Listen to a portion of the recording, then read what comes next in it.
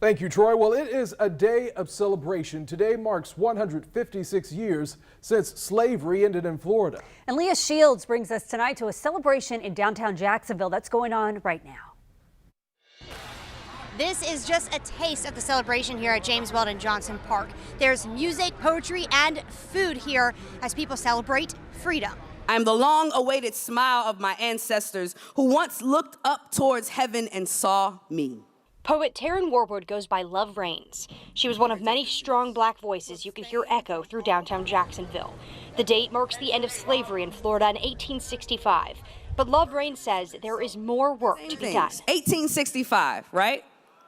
And we're in 2021 arguing and fighting over innocent lives, fighting on whether people deserve rights or not.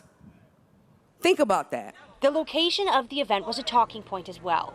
James Weldon Johnson Park is formerly Hemming Park, named after a Confederate soldier. A Confederate statue used to look over the park, but it's no longer there. I can think of no better home for this inaugural event than James Weldon Johnson Park, a place recently renamed and dedicated in honor of one of our city's most cherished sons at the front steps to our city hall.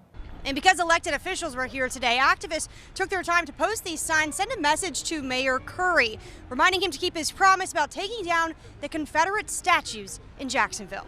Leah Shields, First Coast News, on your side. All right, let's talk.